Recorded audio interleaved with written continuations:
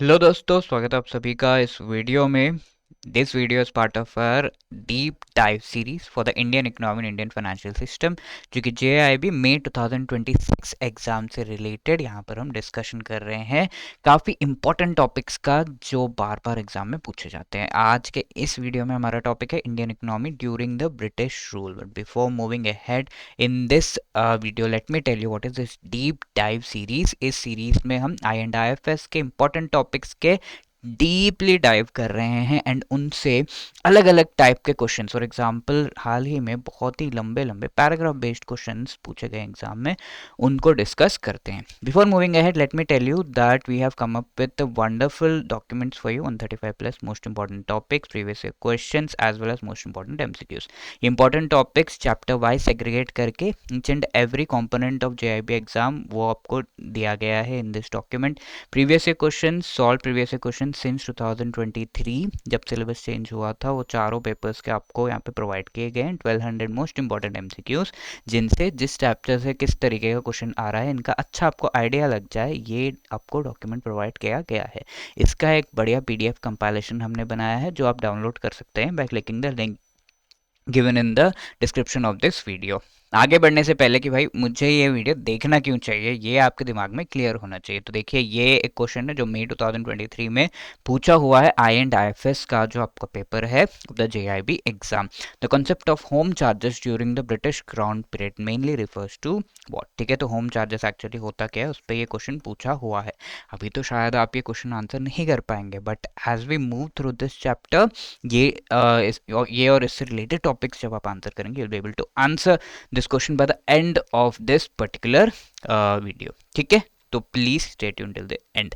अब यहाँ पर हम Indian economy during the British rule किस तरीके से था उसके बारे में डिस्कशन करने वाले हैं। सबसे पहली चीज, अगर हम इंडियन इकोनॉमी के एवोल्यूशन को डिस्कस कर रहे हैं तो we can divide the very important aspect जो इंडियन इकोनॉमी में हुआ था, दैट वाज कि ब्रिटिश रूल के टाइम पे इंडियन इकोनॉमी में काफ़ी सारे चेंजेस किए गए थे, राइट। तो बिफोर ब्रिटिश रूल किस तरीके से था वो अभी तक हम डीप टाइप के वीडियोस में डिस्कस कर चुके हैं। Now during the British rule क्या माहौल था इंडिया में, इंडियन इकोनॉमी पे किस तरीके का इफेक्ट हुआ वो हम देखेंगे and later on will discuss after independence क्या चीज़ें हुई हैं। Okay, so this is what is the chapter one जो हम डिस्कस कर रहे हैं। अब during the British rule there was unilateral transfer of capital and raw material, यानी कि एक साइड से ड्रेन हो रहा था इंडिया से ब्रिटेन, सारा का सारा जो पैसा है रॉ मटेरियल से इंडिया से बाहर जाते एंड उनका फिनिश्ड प्रोडक्ट्स बनाकर इंडिया में बेचा जाता। इंडिया को एज अ मार्केट यूज़ किया जा रहा था। इंडिया के जो लोकल प्रोडक्ट्स उनको बैन किया गया था कि आपको सिर्फ ब्रिटिश प्रोडक्ट्स को बाय करना पड़ेगा। ये पहली चीज़। दूसरा, सोशल सेक्टर यानी कि हेल्थ एजुकेशन को बहुत ज़्यादा इंडिया में नेग्लेक्ट किया गया। आप इंडियन पीपल से काम ले रहे हो, ब्रिटिशर्स काम लेते थे, but they neglected this social sector. इसका डेवलपमेंट ही नहीं हुआ and because of which even I would say कि एजुकेशन को पूरी तरीके से डिस्ट्रॉय किया गया। इंडियन जो वैदिक कल्चर एंड एजुकेशन था, that was really, Gurukul system was really high जो है वैल्यूज़ के साथ था, बट उसे डिस्ट्रॉय किया गया। थर्ड थिंग इज की low quality labour market. Labour India में जो एजुकेशन सिस्टम में डिस्ट्रॉय हो गया, तो English education was to make all of the people labour. ठीक है, वो भी लो क्वालिटी का लेबर की ऑर्डर सुने और उसको फुलफिल करे, बस दैट्स ऑल। तो इतना ही एजुकेशन दिया जाता था and of course that is continuing. We have tried to improve that successively. Low quality labour market because the education system, skill set development कुछ भी नहीं था, तो लेबर जो था, पीपल एम्प्लॉयड जो थे, they had very low quality skill set. 1/6 of Indians खाली लिटरेट थे उस टाइम पे जब इंडिपेंडेंस मिला, ये देखा गया था। And the other thing is कि हमारा जो कंट्री का सर्वाइवल ही क्वेश्चन किया गया, बिकॉज बहुत सारे फेमाइंस, बहुत ज़्यादा ड्रॉट, पानी खाने की कमी, साथ के साथ बहुत ज़्यादा पुअर पीपल इंडिया में ब्रिटिशर्स के टाइम पे डेवलप हो गए थे। तो इंडिया बस सोने की चिड़िया, और कहाँ देखिए पुअर पीपल। अब और भी एस्टिमेट्स अगर हम देखें तो नेशनल इनकम के बहुत ही बढ़िया सही एस्टिमेट, सटीक एस्टिमेट्स, सबसे पहली बार एस्टिमेट्स दिया गया by Dadabhai Naoroji for the Indian country. Poverty and un British rule in India करके इनकी एक बुक है जिसमें इन्होंने इन एस्टिमेट्स का दिया था ईयर, जिसका एस्टिमेट दिया है 1867 टू 68। ये फाइनेंशियल ईयर में 340 करोड़ नेशनल इनकम था। पर capita income 20 rupees per annum था उस टाइम पे। ठीक है। एंड आज का इक्विवेलेंट 142 रुपीज़ पर एनम 1948-49 के प्राइजेस के हिसाब से, विच is very very very low. ठीक है, पर कैपिटा इनकम से ही आपको आइडिया लग सकता है कि पर हेड पर पर्सन इनकम कितना था, काफ़ी कम। तो ये चीज़ थी। अब इसके अलावा दादा भाई नौरोजी के अलावा बाकी और भी लोगों ने ये एस्टिमेट्स दिए हैं। ये भी क्वेश्चन एग्जाम में आ चुका है कि poverty and un-British rule in India, ये किसने लिखी है, सबसे पहले नेशनल इनकम एस्टिमेट्स किसने दिए हैं। तो this is the, you can answer from here. और बाकी इकोनॉमिस्ट जिन्होंने ये एस्टिमेट्स दिए हैं उनके क्या नाम है, William Digby, Findlay Shirras, V K R V Rao and R C Desai. ये नाम भी आप याद रख सकते हैं। These people are related to what, इस तरीके से कुछ क्वेश्चन आया तो यू कैन आंसर कि उन्होंने नेशनल इनकम के एस्टिमेट्स दिए थे। ठीक है। अब there is a concept called the drain of wealth, wealth drain. अब ड्रेन की जब हम बात करते हैं, आपने देखा होगा नाला ड्रेन, उसमें होता क्या है, सारा जो पानी है या गंदगी है वो एक ही डायरेक्शन में फ्लो होता है। वैसे ही इंडिया से ब्रिटेन जो है, सारा का सारा जो पैसा था, ऑपुलेंस था, वो सब फ्लो हो रहा था। They were robbing everything from India, which is very very harsh and bad. But हाँ, ये चीज़ वो कर रहे थे इंडिया टू ब्रिटेन। क्या क्या, रेमिटेंस, पैसा, होम, और कई सारे होम चार्जेस करके एक चार्जेस लगाते थे जिसके बारे में आगे हम डिस्कस करेंगे। प्राइवेट इनकम ट्रांसफ़र किया जा रहा था and also trade and investment से जो रेवेन्यू है वो सब कुछ इंडिया से बाहर ट्रांसफ़र किया जा रहा था। काफ़ी सारा पैसा, रॉ मटेरियल, इनकम, एवरीथिंग। ठीक है, तो पूरा पैसा इंडिया से बाहर जा रहा था, तो ऑब्वियसली सोने की चिड़िया बिल्कुल भी बची नहीं थी। Now coming to at this time, थोड़ा स्टैटिस्टिकली अगर हम एस्टिमेट्स देख लें तो ग्लोबल जीडीपी, यानी कि पूरे दुनिया का जो जीडीपी है उसमें इंडिया का क्या कंट्रीब्यूशन रहा था एट दैट टाइम, किस तरीके से ये वेरी किया था। यानी कि पूरी दुनिया अगर 100 रुपये कमा रहे हैं तो उसमें India was actually contributing around 23%, जो कि बढ़ गया था ड्यूरिंग द 1700s 24.4% को। एंड लेटर ऑन ये 1800 के टाइम पे 16.1%, तो हाईएस्ट आपका जो है ये 24.4%, यानी कि 1/4 ऑफ द वर्ल्ड्स जीडीपी, पूरी दुनिया में 100 रुपीज़ कमाया जाता था, अराउंड 25 रुपीज़ इंडिया के द्वारा कंट्रीब्यूट किया जाता था। और ये जो वैल्यू है वो कम हो गया 1947 के टाइम तक टू अराउंड 3%। ठीक है, पूरी दुनिया में 100 रुपीज़ कमाया जाए तो 3 rupees was India's contribution. You can see the drastic change.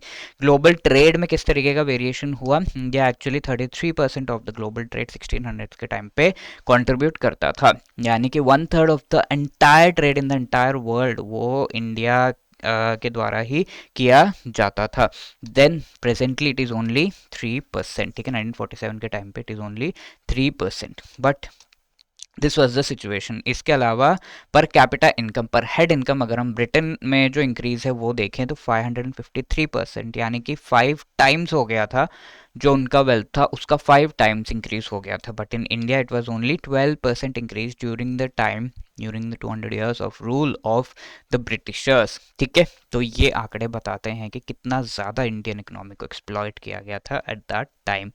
And so we, of course we tried कि हम इस सिचुएशन से बाहर निकल पाएँ। 1947 के बाद काफ़ी एफर्ट्स लगाए गए जहाँ पर कई लोगों ने बहुत अच्छा अपना कंट्रीब्यूशन दिया था टुवर्ड्स दिस थिंग, और उनमें से इम्पोर्टेंट रहे हमारे डॉक्टर स्वामीनाथन जी, जिन्होंने सबसे पहला ग्रीन रेवोल्यूशन, उसको फादर ऑफ ग्रीन रेवोल्यूशन भी इन्हें माना जाता है, उसके थ्रू इंडिया में जो एग्रीकल्चरल प्रोडक्शन है उससे बहुत अच्छी तरीके से बढ़ावा देने का काम किया, by utilising high yielding variety seeds, fertilisers and better methods of irrigation. ये सब कुछ यूटिलाइज करके कैसे हम जो अवेलेबल लैंड है उसमें ज़्यादा से ज़्यादा प्रोडक्शन ऑफ एग्रीकल्चरल प्रोडक्ट्स कर सकते हैं, इससे रिलेटेड इन्होंने ग्रीन रेवोल्यूशन को लॉन्च किया था इंडिया में।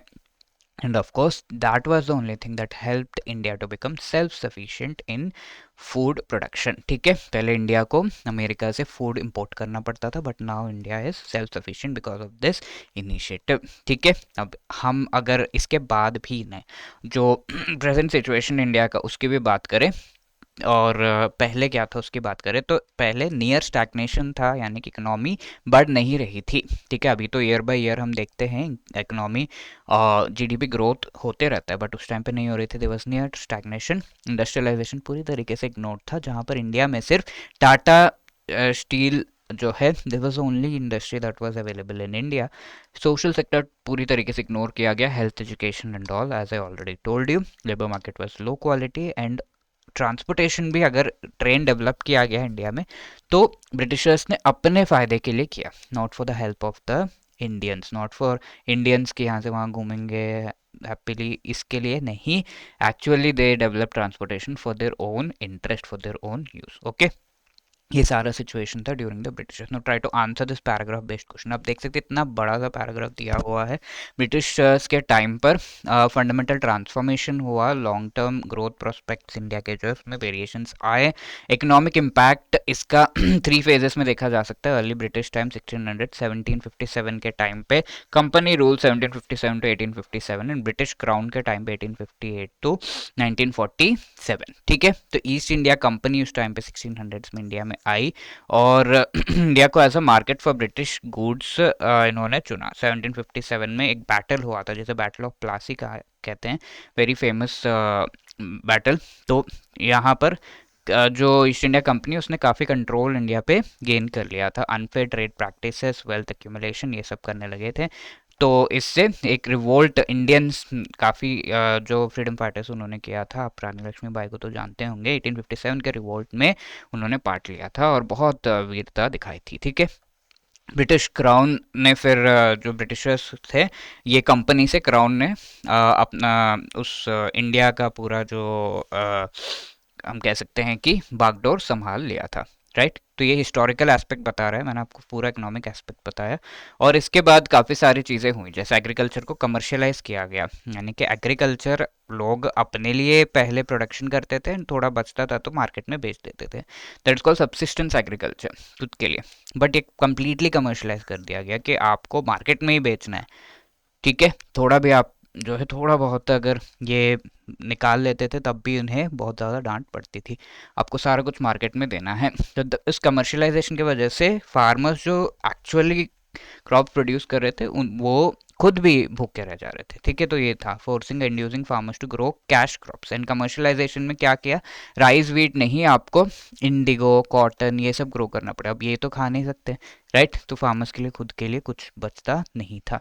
लैंड रेवेन्यू सिस्टम्स उस टाइम पे ज़मींदारी, रैयतवारी, माहलवारी करके कई सारे एक्सप्लॉयटेटिव सिस्टम्स थे। एंड ट्रेड पॉलिसीज जो है ब्रिटेन को फेवर करते हुए किया गया था। एक बहुत ही इम्पोर्टेंट जो ट्रेड रूट है वो ओपन कर दिया गया था, जिससे बहुत ही टाइम जो बहुत ज़्यादा कम लगता था। पहले अफ्रीका को पूरा क्रॉस करके जाना पड़ता था, बीच में से चले जाते हैं तो सुएज कनाल के थ्रू कम टाइम में ये ट्रेड होने लगा। All of these things, handicrafts industry सब डिस्ट्रॉय किया गया, डी इंडस्ट्रियलाइजेशन, इंडस्ट्रीज जो भी इंडिया में थे उसे डिस्ट्रॉय किया गया। British transportation, education systems, western education ने इंडिया में बहुत ही बैड सिचुएशन क्रिएट किया। And as a result India का जो शेयर था वर्ल्ड इनकम में 23% से 3% हो गया 1947 के बीच, 33% से लेस देन 3% हो गया trade, as we have already read. अब can you try to answer this question? What is the which one of the following best explains the concept of drain of wealth from India? ठीक है, wealth drain का concept को कौन सा जो है topic यहाँ पर ऑप्शन वो बेस्ट एक्सप्लेन करता है। वेल्थ ड्रेन क्या होता है, यहाँ एग्रीकल्चर प्रोड्यूस कॉम्पिटिटिव प्राइसेस पे देना, transfer of resources from India to Britain without adequate return, India से बाहर सारे रिसोर्सेस ले जाना without returning anything, domestic reinvestment of profit earned in India. ठीक है, इंडिया में फिर री इन्वेस्ट कर रहे हैं, import of British capital for Indian industrialization. Obviously ये तो बिल्कुल ही नहीं है, तो the correct answer as we can understand here is B. ठीक है, रिसोर्सेस एक डायरेक्शन में जा रहे थे विदाउट एनी रिटर्न। ठीक है, इंडिया में वापस नहीं आते हुए। तो I hope it is very clear. Next question आपको ट्राई करना है खुद ही। Primary objective behind the development of railways in India during British rule was what? ठीक है, please try this question. Yes, so if you can see, facilitate colonial trade and earn profit from British investors, right? So C is the right answer over here. काफ़ी clearly हम समझ सकते हैं, regional development के लिए नहीं, industrialisation के लिए नहीं, इंडियन लेबर के लिए नहीं था। ठीक है, now third question you have to answer, sharp decline in India share of global income and trade by 1947 mainly reflects। तो इनकम एंड ट्रेड में डिक्लाइन जो इंडिया में हुआ वो किस चीज़ को रिफ्लेक्ट करता है? ठीक है, इंडिया ग्लोबल मार्केट से खुद से विड्रॉ कर लेता है, एक्सेसिव फोकस सब्सिस्टेंस एग्रीकल्चर पे, सब्सिस्टेंस एग्रीकल्चर को तो हटाकर कमर्शियलाइज कर दिया गया था ना, तो obviously this is not the answer. Long term colonial exploitation and drain of wealth, yes this can be the answer. Rapid population growth, नहीं ये भी नहीं हुआ था बिकॉज फेमाइन ड्रॉट से लोग मर ही रहे थे. पॉपुलेशन ग्रोथ तो बहुत ज़्यादा नहीं था उस टाइम पे. तो C is the right answer, isn't it? Now home charges, ये जो क्वेश्चन स्टार्टिंग में हमने देखा था, the concept of home charges during the British crown period mainly refers to what. ठीक है, होम चार्जेस का क्या मतलब है? तो यहाँ पर एक्सपेंसेस जो भी ब्रिटिशर्स इनकर कर रहे थे, राइट, ब्रिटिशर्स जो भी एक्सपेंसेस इनकर कर रहे थे वो इंडिया में जो इनकम हो रहा था, इंडिया का जो वेल्थ था उसमें से निकाल के ब्रिटिश अपना एक्सपेंसेस निकालते थे.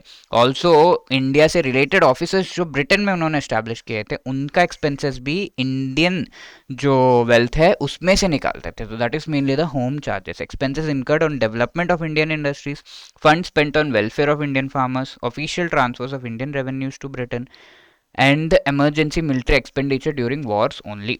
ठीक है, तो ऑब्वियसली इंडियन रेवेन्यूज को ब्रिटेन ट्रांसफर करने का ये तरीका था कि आपके लिए हम ऑफिस एस्टैब्लिश कर रहे हैं तो ये ऑफिस का सारा पैसा इंडिया से आएगा. ठीक है, तो इस तरीके से होम चार्जेस कहते थे. तो C is the right answer here also. ठीक है, अब ये fifth question, which of the following best describes the nature of British industrialisation in India during the colonial period. ठीक है, it is aimed at balance industrial growth across regions. Development किस तरीके का था ब्रिटिशर्स के टाइम पे? It was primarily intended to support Indian entrepreneurship driven by British self-interest rather than India's developmental needs. It focused on strengthening traditional Indian handicrafts, right? So what can be the answer for this? You have to answer to me in the comment section. इसका क्या answer होगा please try करिए जो भी हमने पढ़ा उसके basis पर. नाउ ये क्वेश्चन पिछले सेशन में पूछा गया था as a homework. Which factor mentioned in the paragraph best explains the gap between India's high purchasing power parity ranking and its low per capita income ranking? Presence of very large population, India's focus on industrial development, excessive high levels of per capita savings, decline in PPP as used by the World Bank. ठीक है, तो what is the right answer here? यहाँ अगर हम देखें as per the paragraph very large population यहाँ पे दिया हुआ है जिसके वजह से हमारा जो रैंकिंग तो इम्प्रूव हो रहा है, जीडीपी बढ़ रहा है, लेकिन पर capita income, per head income reduce होता जा रहा है बिकॉज पॉपुलेशन बढ़ता जा रहा है. This is during the present time. ठीक है, so option is the right answer here and wishing you all the best. इसके अलावा अगर आप लोग बहुत अच्छे तरीके से ये जो JIB एग्ज़ाम है इसका प्रिपरेशन करना चाहते हैं देन आप गूगल पे edutap.in टाइप करके हमारे इस वेबसाइट पे आ सकते हैं, या फिर इस वीडियो के डिस्क्रिप्शन में आपको एक लिंक मिलेगा, उस लिंक को क्लिक करके आप हमारे वेबसाइट पर आकर हमारे जो कोर्सेस हैं उनको ऑप्ट कर सकते हैं. मास्टर कोर्स के through comprehensively each and every topic को एक्सप्लेन किया गया है through short recorded videos, each and every chapter wise MCQs, chapter wise mock test, everything and full length mock test भी आपको प्रोवाइड किए गए हैं जिससे एग्जाम लेवल के जो क्वेश्चंस है उनको आप प्रैक्टिस कर सकते हैं. प्रीवियस ईयर क्वेश्चंस भी यहाँ पर एंड एग्जाम से पहले रिवीजन की भी आपको टेंशन नहीं लेनी क्योंकि लाइव क्लासेस के थ्रू मोस्ट इंपॉर्टेंट टॉपिक्स आपको अच्छे से रिवाइज करा दिए जाते हैं.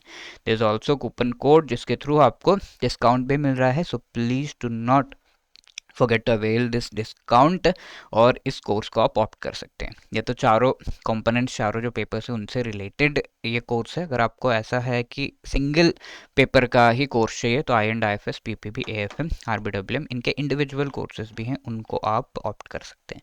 इसके अलावा अगर आप लाइव क्लासेस के थ्रू ही पढ़ना चाहते हैं तो हमारा लाइव क्रैश कोर्स अवेलेबल है, लाइव क्रैश कोर्स बैच 1, जिसमें लाइव क्लासेस के थ्रू पढ़ाया जाता है. लाइव क्लासेस के थ्रू मोस्ट इंपॉर्टेंट टॉपिक्स आपको पढ़ाए जाते हैं, chapter wise short notes, chapter wise MCQs, full length mock test, previous year question, सब कुछ यहाँ पर भी अवेलेबल है. एंड ऑल्सो अगर कोई ऐसा है कि खुद से प्रिपेयर मैं कर सकता हूँ but I need some test for practice, तो वो टेस्ट सीरीज ऑप्ट कर सकता है for the JIB May 2026. Solve previous year question, chapter wise MCQs and full length mock test यहाँ पर भी अवेलेबल है.